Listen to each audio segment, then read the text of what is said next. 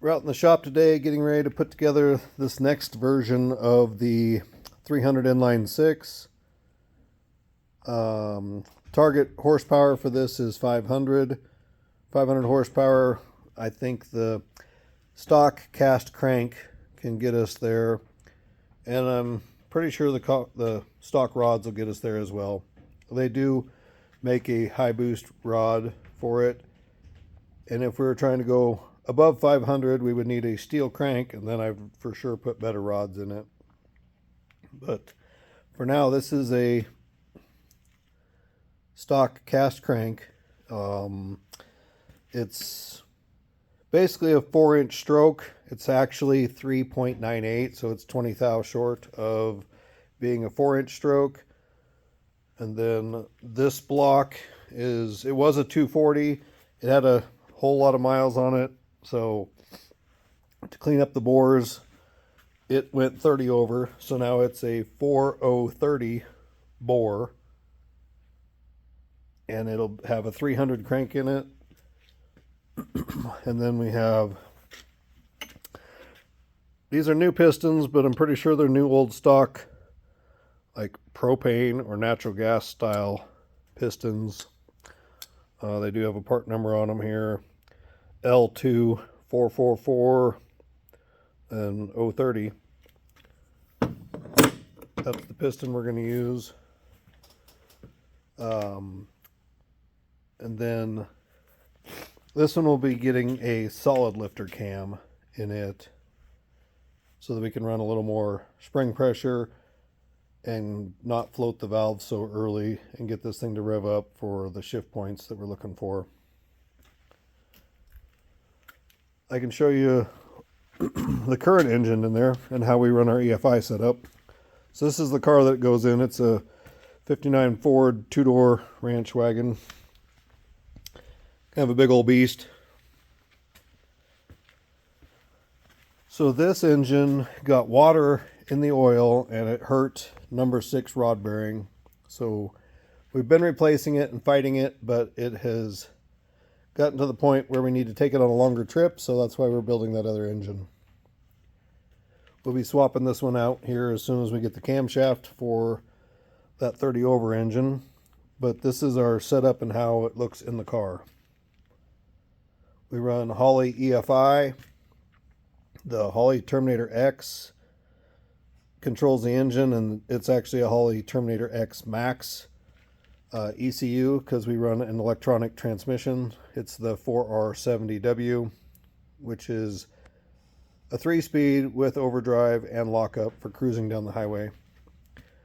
And then for the EFI system, this is the Aussie speed intake, and it's cast with material to have room for an injector, but you have to actually get the injector, you have to mill that in there.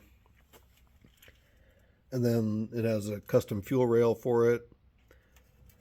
Then we run it takes a 4150 style base there, so you can put a carb. You can put a sniper style on there, but then your fuel delivery is in the intake, and the difference between these intake runners, I mean, this one is only about 4 inches long, whereas this intake runner to the ends, probably more like 12 inches long. And having that fuel in that flat intake, I feel like your fuel distribution is going to suffer a bit. So that's why we went with port intake, to put the injector right at the inlet port of the head. They run a 102 millimeter throttle body, all basically stock LS sensors. The IAC, the TPS coolant sensor is all off of like a whatever 2005 Silverado.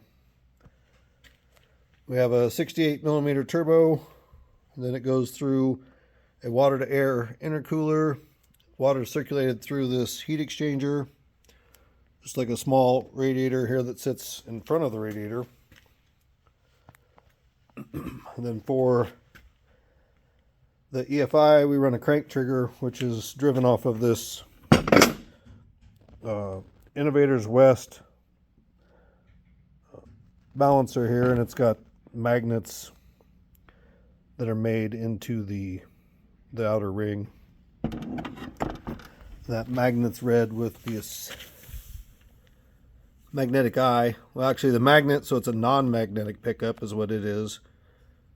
And it sends the signal to the ECU to know where the crank is. And then this is a stock distributor that's been modified for cam sync so that we can control timing. And with that, we run LS coils and then just a short plug wire to get us over to the plug with that. Once again, that's basically a stock Silverado 1500 coil off of a 5.3 LS. But that's pretty much it. This one does have a hydraulic flat tappet cam in it.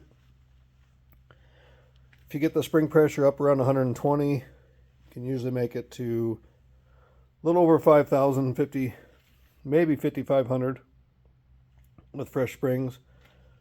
We'll probably run the spring pressure around 140 on that solid cam, solid lifter cam. And that should get us to 6,500 so that we can get up into the RPM range to shift this thing. We do run just that's a big block Chevy rocker arm. The geometry works out pretty good with a big block Chevy rocker arm. And this is a Promaxx head. So it's been CNC ported in this chamber. And then also in the intake and the exhaust runner has been ported. And then they also mill the pedestal down and drill and tap it for the 7/16 studs. The guide plate is just a comp cam. I think they're actually 4.302. You do have to spread them quite a ways. Trying to look into getting some guide plates made that are one piece because it's a real pain to try to get the push rod alignment with that removal or that adjustable guide plate. But yeah, any other questions? I guess leave them in the comments. We'll get to them and answer them or make a video about it and share what we're doing. But we plan on putting that 30 over engine together today, so I guess watch for some updates on putting that thing together. Otherwise, we'll see you next time.